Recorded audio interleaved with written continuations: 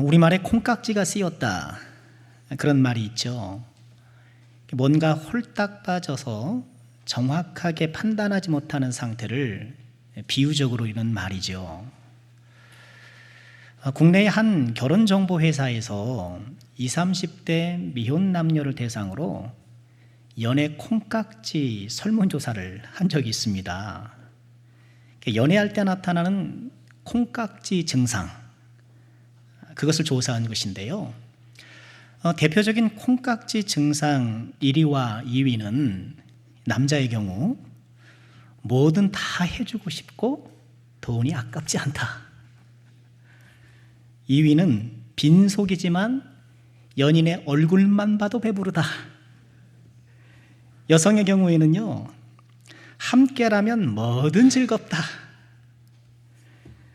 방귀 트림조차 사랑스럽다. 콩깍지가 씌우니까 다 좋다 이거죠. 근데 이런 콩깍지 증상의 유효기간은 남자의 경우 1년 5개월, 여자의 경우 1년 8개월 안에 사라진다고 합니다. 여러분 어떠신가요? 저는 아직 콩깍지 증상이 활발합니다. 이런 분들 계신가요? 바이블 아카데미 중에 이런 난으로 한 적이 있어요. 배우자에게 최근에 사랑한다는 말을 들은 적이 언제인가? 대부분의 분들이 기억이 안 납니다.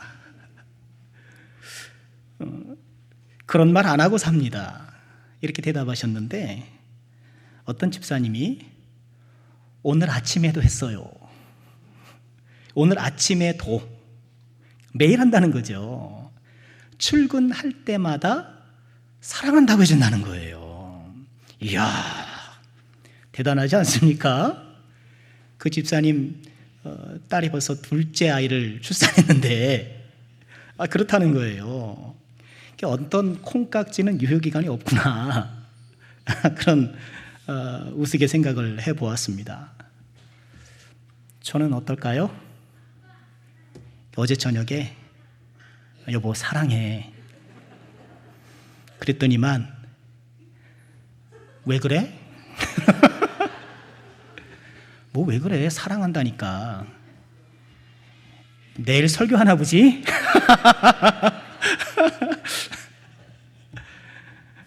일반적으로 결혼 생활 또 깊은 그 부부 관계는 이런 콩깍지 증상이 사라진 뒤부터 시작된다고 보는 것이 맞는 것 같습니다. 단점을 보지 못하는 것이 아니라 단점을 보고도 품어주는 것, 장점을 과장하거나 단점을 비난하지 않고 서로의 있는 모습을 그대로 존중하고 사랑해주는 것, 이것이 성숙한 부부관계 또 연인관계이겠죠. 콩깍지가 벗어지고 현실에 눈을 뜰 때 오히려 아름다운 부부관계가 시작되는 것이죠. 사도행전 9장을 보면 예수 믿는 사람들을 박해 했던 사울이 예수님을 만나지 않습니까? 사울아, 사울아, 어찌하여 나를 박해하느냐? 빛 가운데 나타나신 예수님을 만나니 사울이 어떻게 되었나요? 사흘 동안 눈이 멀게 됩니다. 그리고 식음을 전폐하면서 기도하게 되는데 아나니아라는 제자를 통해서 다시 눈을 뜨게 되죠. 그런데 성경은 그때 눈을 뜨는 그 장면을 이렇게 소개합니다. 즉시 사울의 눈에서 비늘 같은 것이 벗어져 다시 보게 되었다. 비늘 같은 것이 벗어졌다. 콩깍지가 벗어졌다. 뭔가 진실을 가리고 있는, 진리를 가로막고 있는 이 휘장이 벗어지고 비로소 참된 것, 비로소 진리를 바라보게 되었다라는 것이죠. 그렇죠. 예수님과의 만남을 여러 가지로 표현할 수 있겠습니다만 그 가운데 하나가 새롭게 눈을 뜨는 거예요. 예수님을 만나면 새롭게 눈을 뜹니다. 그 이전에는 이 세상이 전부인 줄 알죠. 보이는 게 전부인 줄 알고 죽으면 끝이지 뭐. 그런 분들이 참 많아요. 그런데 예수님을 만나고 보니 이 세상이 보이는 것이 전부가 아니요. 보이지 않는 세계가 있고 천국과 지옥이 있고 하나님의 창조가 있고 또 우리가 장차 부활하게 되고 또 부활 후에 새로운 세상을 우리가 만나게 되고 이렇게 새로운 세계관에 눈을 뜨게 되는 것이죠. 또 그전에는 사람은 그저 어쩌다 보니까 이 세상에 출생하게 되었고 엄마 아빠의 사랑으로 나왔지 뭐 우연이지 뭐. 사람은 본래 선한데 어쩌다 보니까 나빠졌죠. 이렇게 나름대로 했던 그런 인간관이 있었다고 한다면 예수님을 만난 후부터는 어때요? 우리 모두가 구원받아야 될 죄인이라는 것, 씻을 수 없는 죄성의 존재, 외부로부터 나를 구원해 주는 손길이 없으면 멸망할 수밖에 없는 존재라는 이런 새로운 인간관에 눈을 뜨게 되는 것이죠. 그리고 이전에는 그저 남들 피해 안 주고 내 밥벌이 하면서 이렇게 열심히 살면은 잘 사는 거지. 그러다가 편안히 생을 마감하면 성공한 인생이지. 이 정도로 생각했지만 예수님을 만난 후에 어떻습니까? 하나님을 영화롭게 하고 하나님을 영화롭게 하되 하나님을 사랑하고 이웃을 사랑하는 방식으로 영화롭게 한다라는 이렇게 새로운 인생관에 눈을 뜨게 되는 거예요. 우리가 그것을 인식하지 못할 수가 있지만 내가 예수님을 믿고 이처럼 세계관에 인간관에 인생관에 새로운 눈을 뜨는 거예요. 여러분 새 눈을 뜨고 지금 살아오신 거예요. 이처럼 새롭게 눈을 뜨는 것은 이미 예수님께서 공생애를 시작하실 때 선포하셨던 그런 메시아 사역의 일부이기도 해요. 누가복음 4장 18절에 예수님께서 가버나움 회당에서 장차 메시아가 어떤 일을 행하실까를 말씀하셨죠. 주의 성령이 내게 임하셨으니 가난한 자에게 복음을 전하고 또 기름을 부으시고 나를 보내사 포로된 자에게 자유를 눈먼 자에게 다시 보게 함을. 눈먼 자가 다시 보게 하는 것. 이것은 물론 우리의 육신의 눈을 다시 보게 하는 것도 포함해요. 그래서 예수님께서 소경을 고쳐주시는 일도 있으셨죠. 모든 소경을 고쳐주시는 것은 아니겠지만 그러나 궁극적으로 이 말씀은 뭔가요? 우리 눈을 덮고 있는 그런 잘못된 비늘, 우리 눈을 덮고 있는 이 세상의 콩깍지, 이런 것들을 제거하시고 참된 영적 시력을 회복할 수 있도록 해주신다라는 거예요. 그렇습니다. 우리는 이처럼 예수 안에서 새롭게 눈뜬 삶을 살게 돼요. 그런데 우리가 눈을 떠야 될 많은 것들이 있지만 그 가운데 없어서는 안 될 한 가지가 있는데 그것은 감사의 눈을 뜨는 거예요. 감사의 눈을 뜨는 것. 그러니까 예수님을 믿어서 새로운 세계관을 부여받고 인간관, 인생관을 내가 부여받고 그런데요, 아무리 내가 그런 것들에 눈을 떴다 하더라도 감사의 눈을 뜨지 못하면 풍성한 신앙생활을 하기가 어려워요. 그러니까 예수님을 믿어서 그 지혜의 풍성함, 그렇죠, 천국과 지옥 이런 걸 아무나 갖고 있습니까? 아니죠. 내가 어떤 인생을 살아야 되는가, 사람들은 다 자기 각각 살아가잖아요. 자기 인생 철학이 있잖아요. 그런데 우리는 하나님께서 알려주신 우리 인생관이 따로 있잖아요. 이런 지혜와 지식의 풍성함을 소유하고 있지만 그럼에도 불구하고 그 삶을 들여다보면 퍽퍽하고 뭔가 이렇게 좀 먼지가 자욱한 그런 답답한 삶을 사는 경우가 적지 않아요. 그 이유를 들여다보면 감사가 실종됐기 때문이에요.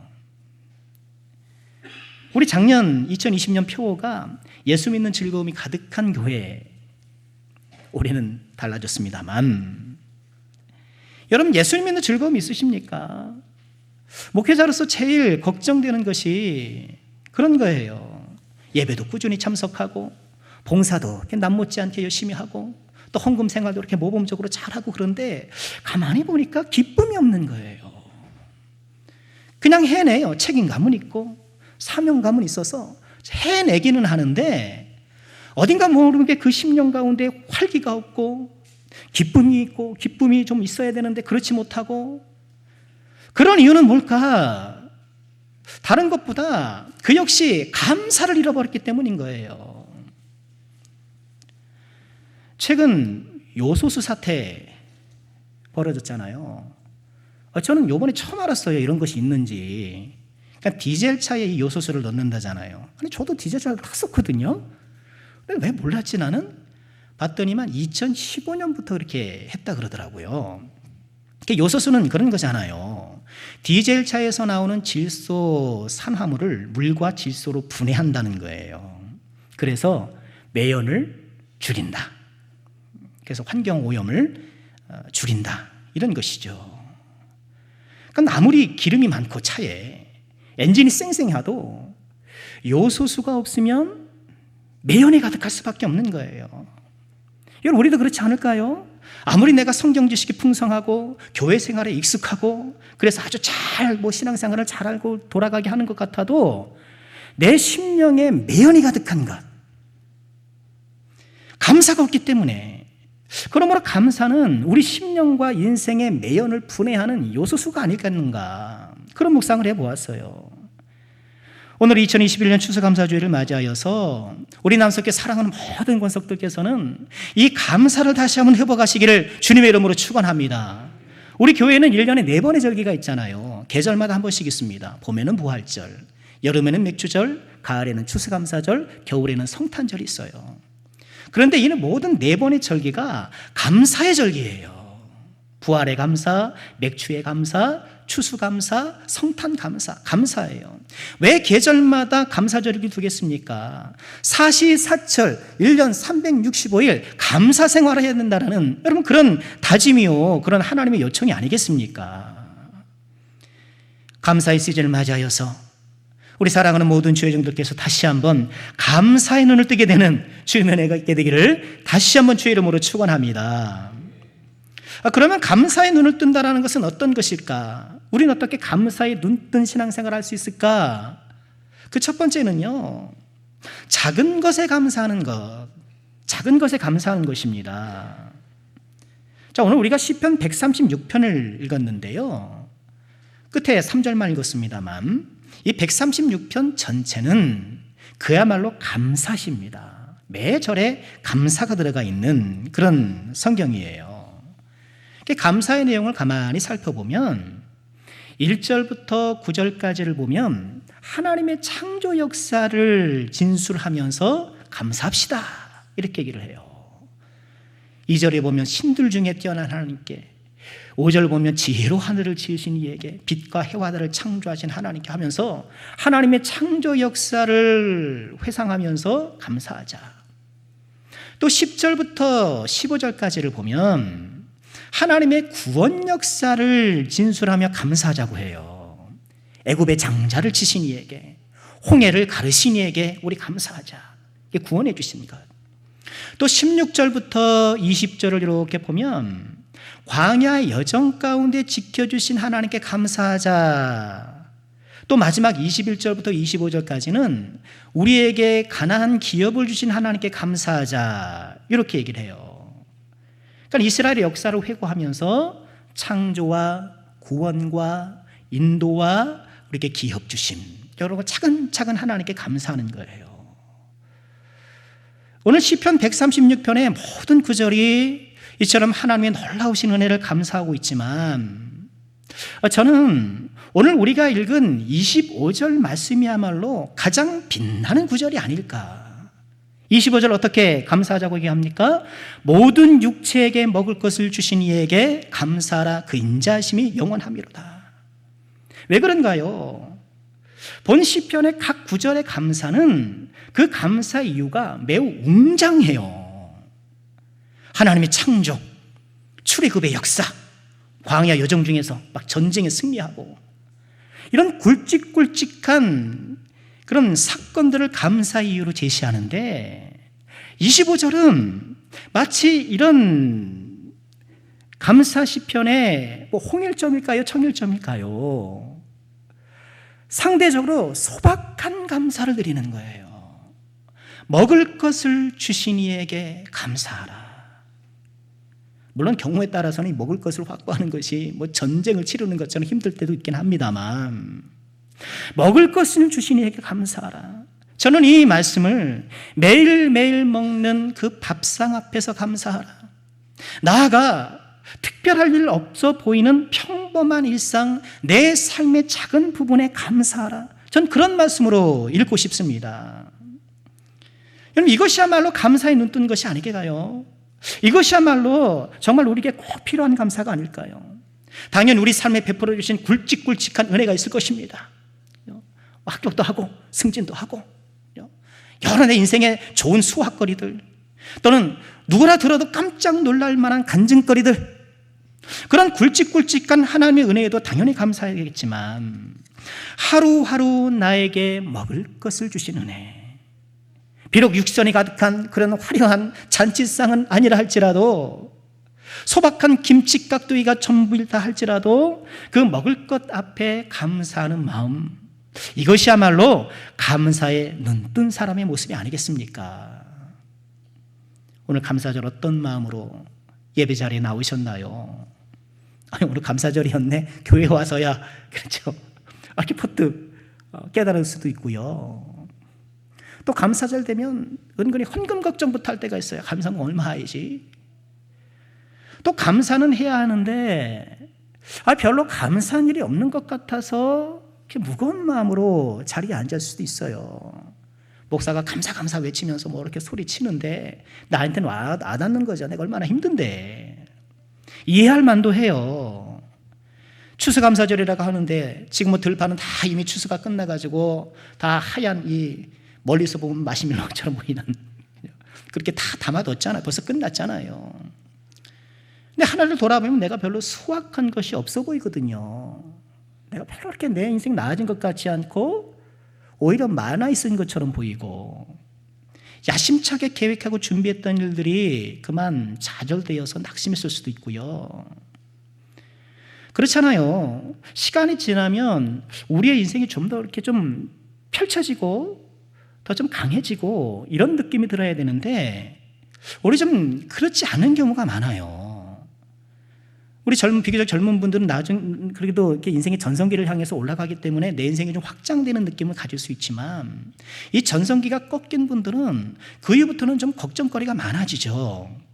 경제적으로 어려질 수도 있고, 자녀들의 미래도 불투명하고, 나이는 점점 들어가고, 또 언제까지 내가 직장 생활을 할 수 있는지 뭐 확신이 없고, 또 모아놓은 재산에게 많은 것도 아니고, 게다가 건강도 이전 같지 않아가지고 하나도 아프기 시작하잖아요. 그러니까 시간이 지나면 지날수록 내 인생이 축소되고 쪼그라든다는 그런 느낌을 갖기가 쉽거든요. 그러나 우리의 현실이 이렇다 하지만, 그럼에도 불구하고 우리에게 감사할 수 있는 이유가 있는 거예요. 어떤 이유예요? 오늘 말씀, 모든 육체에게 먹을 것을 주신 이에게 감사하라.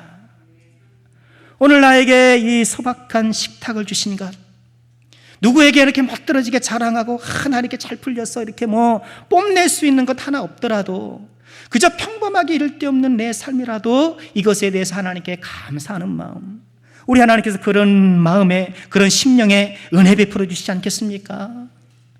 여러분, 오늘 먹을 것을 주신 것이 여러분 얼마나 감사한 일입니까?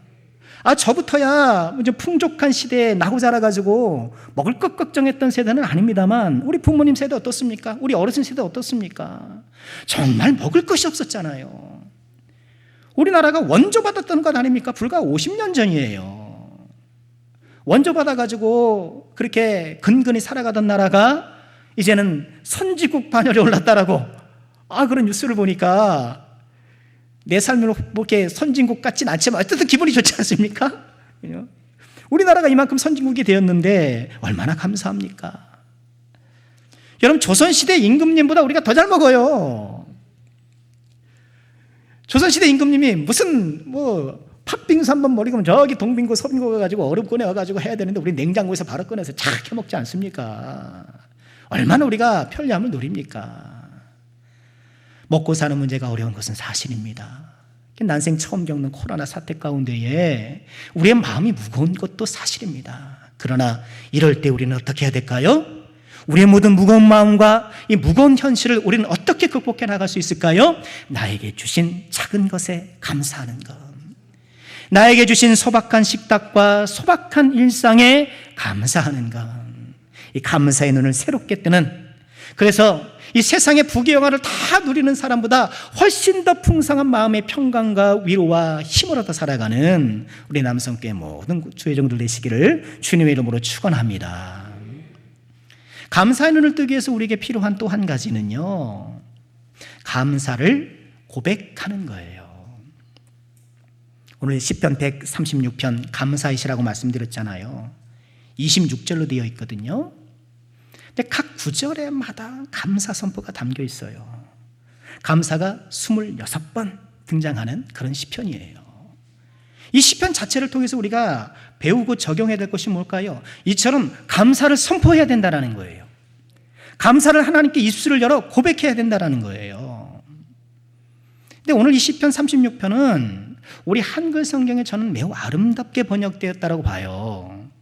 본래 이 히브리 원문 성경을 보게 되면 1절부터 3절까지만 감사라는 단어가 나와요. 그리고 마지막 26절에 등장하고 4절부터는 감사라는 말을 생략하고 홀로 큰 기이한 일을 행하신 이에게, 이런 일을 하신 이에게 감사라는 가로로 들어가 있는 거예요. 이해되시겠죠? 그렇게 생략하고 있어요. 그런데 우리 성경은 이 생략되어 있는 감사라를 다 복원시켜가지고 하나님께 감사하라, 매 구절마다 감사를 선포하고 이 감사를 촉구하는 서편으로 그렇게 더 바꾼 거예요. 어떤가, 이것이 훨씬 더 이 감사 시를 지었던 본래 취지에 부합한 것 아니겠습니까? 그래서 감사의 마음으로 시를 노래할 뿐만 아니라 각 구절에 감사라는 단어를 집어넣어가지고 하나님을 찬양하는 그런 아름다운 시편이 된 거예요. 그렇습니다. 우리가 감사에 눈뜬 삶을 살기 위해서는 우리가 실제로 감사해야 돼요. 하나님 앞에 감사를 고백해야 되는 것입니다. 사랑하는 마음도 그렇잖아요.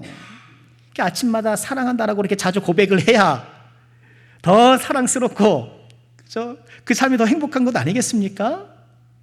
그런 것처럼 마음에 있는 사랑도 입술로 고백해야 연애를 하든 결혼도 하는 것이죠. 그런 것처럼 마음에 있는 감사도 내가 입술로 선포해야 거룩한 은혜의 열매를 맺게 되는 것입니다.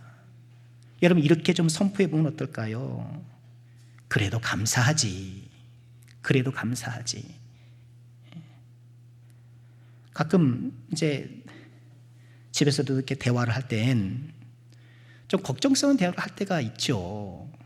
교회 걱정도 하고, 성도님도 걱정도 하고, 또 자녀 걱정도 하고, 이렇게 대화를 하다 보면 이렇게 걱정스러운 대화를 종종 하게 되더라고요. 근데 그렇게 걱정하다가도 그래도 하나님께 감사하지.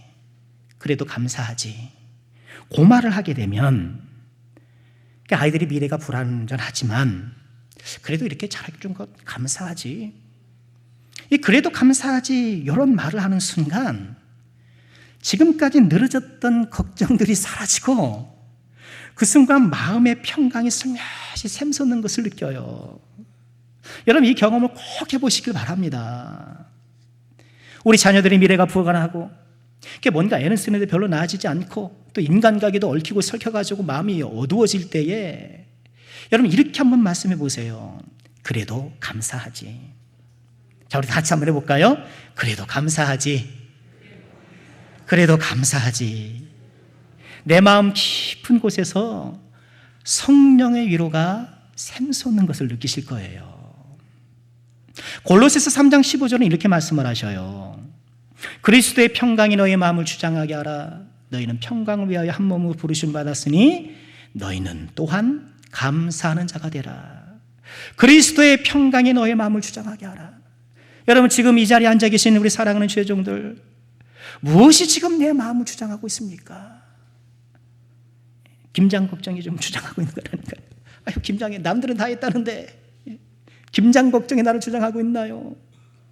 여지는 뭔가 잘 풀리지 않는 내 인생의 난제 때문에 지금 그것이 나를 주장하고 있나요? 걱정과 불안과 원망과 혹은 또 공연한 미움이 내 마음을 좀 주장하고 있나요? 우리 하나님께서는 이런 것들이 우리 마음을 주장하는 것이 아니라 그리스도의 평강이 우리 마음을 주장하기를 원하시는데, 이런 심령의 모든 먹구름들을 몰아내고 그리스도의 평강이 우리를 주장하게 하는 그 방법이 뭐라는 거예요? 너희는 감사하는 자가 되라. 우리가 감사할 때에, 우리가 감사를 선포하고 감사의 믿음으로 주 앞에 나갈 때에 우리의 마음을 주장하던 어두운 마음들, 그런 사나운 마음들이 다 사라지게 될 것이고 그리스도의 평강이 우리의 마음을 주장하게 될 거라 약속해 주고 계시는 것입니다. 여러분, 이것은 입술에 걷는 기도예요. 하나님께서 우리에게 입술에 걷는 걸 주셨잖아요. 그러니까 우리가 말하는 대로 되는 거예요. 그래서 우리는 긍정의 말을 해야 되고, 우리는 부정의 말을 멀리 해야 되는 거고, 우리는 사랑의 말을 해야 되는 거고, 우리는 믿음의 말을 해야 되는 거예요. 감사의 말로 그런 믿음의 말이 아닐까요? 그래서 감사를 하게 되면 더 좋은 감사거리가 생기는 것. 우리 피택자들, 또 우리 바블 아카데미에서 독후감 숙제 내준 책 기억나시나요? 이는 내 사랑하는 자요, 헨리 나우엔의 책인데요, 거기에 이런 내용이 나와요. 감사하기로 마음을 먹을 때마다 새로운 감사거리를 찾기가 더 쉽다. 사랑이 사랑을 낳듯 감사가 감사를 낳는다. 감사가 감사를 낳는다는 거예요. 그렇죠. 가만 보세요. 내가 불평하기 시작하면 막 불평을 낳아요. 막 누룩처럼 막 번져요. 그러나 감사하기 시작하면 모든 것이 감사한 거예요. 디모데전서 4장 4절 이렇게 말씀을 하셔요. 제가 사랑하는 말씀인데요, 우리 함께 읽어볼까요? 함께 합니다. 하나님께서 지으신 모든 것이 선함에 감사함으로 받으면 버릴 것이 없나니. 하나님께서 지으신 모든 것이 선함에 감사함으로 받으면 버릴 것이 없나니. 감사함으로 받으면 버릴 것이 없나니. 우리가 감사의 눈을 떠서 나의 소박한 일상과 내 삶의 작은 부분까지도 하나님 앞에 감사하고 그 감사를 내가 입술로 고백해 나가면 감사하지 않을 일이 없다라는 거예요. 감사함으로 받으면 내 인생에 버릴 것이 없다라고 말씀을 하시는데, 2006년쯤의 일입니다. 지금부터 좀 시간은 좀 됐죠. 전라남도 담양군에 김인찬 씨라는 분이 계십니다. 당시 41세였던 이분은 두 눈의 시력을 완전히 상실했다가 27년 만에 회복을 했어요. 그러니까 7살 때 형하고 놀다가 그만 왼쪽 눈을 다쳤다고 해요. 그래서 오른쪽 눈으로만 살았는데,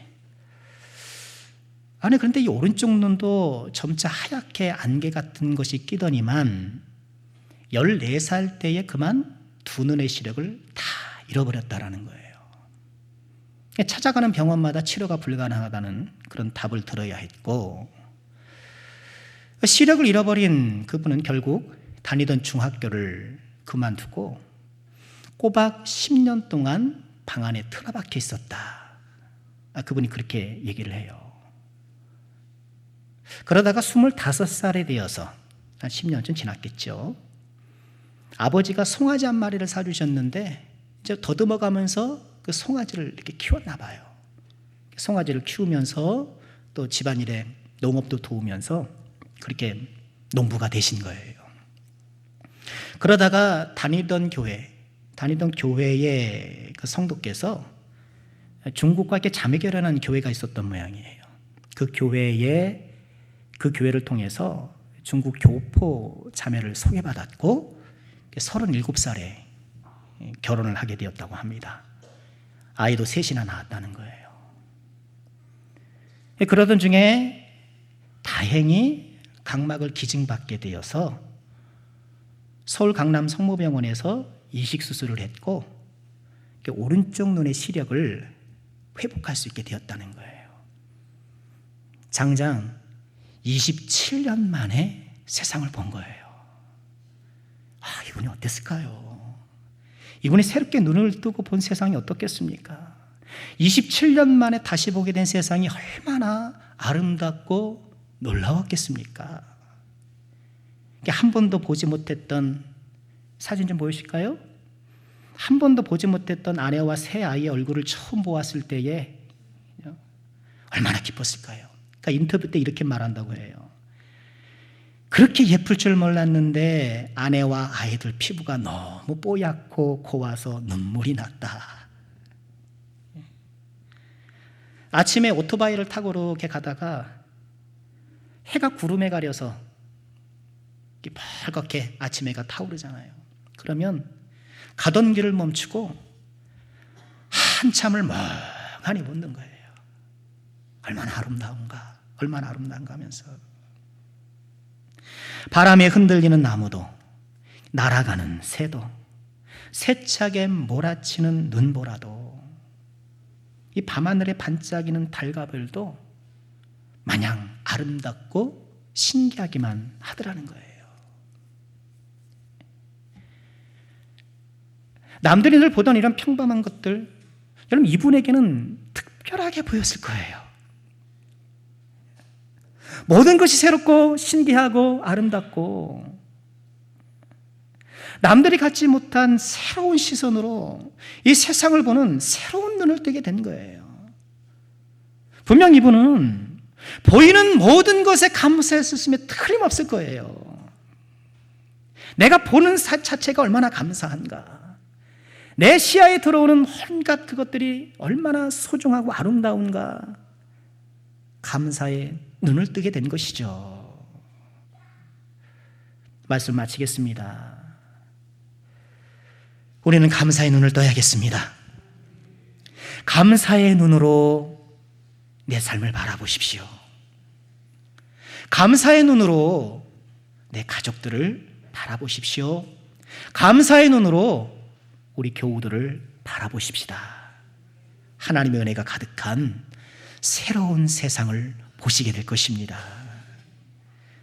빛을 잃은 어두운 세상, 이 감사의 눈을 떠서 크고 작은 모든 것에 감사하는 감사신앙으로 빛나고 아름다운 인생을 살아가는 우리 남성께 모든 권속들 되시기를 주님의 이름으로 축원합니다.